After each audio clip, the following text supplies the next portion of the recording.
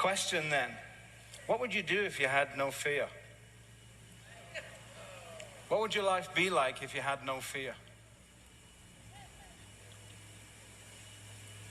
What would you attempt for God if you knew you couldn't fail?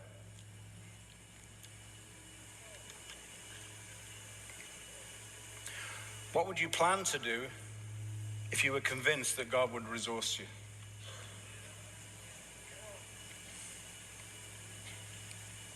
What would your approach be to setbacks and challenges if you were empowered by God's faithfulness?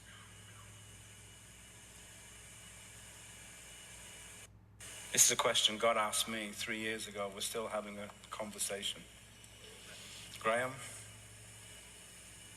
what would it mean for you to believe that I am unceasingly magnificent towards you? My first response was, a new brain. I kind of think the brain virus got me a new brain. I need to be careful about being witty in my responses.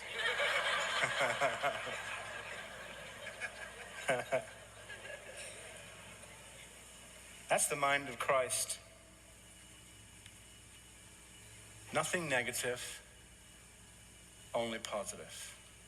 The way that he thinks. He's remodeling your mindset. He's remodeling the way you think, the way you perceive your life, your circumstances.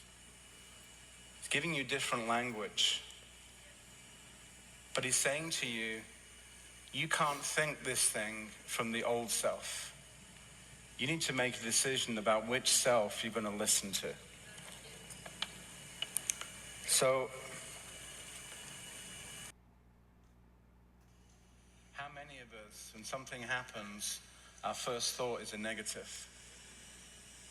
Our first speculative look at something is pessimistic. Oh, I knew this would happen.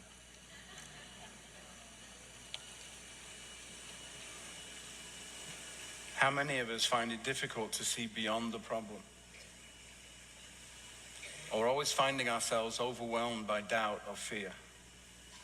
That's your old self talking. Beloved, your old self is dead. It has no voice.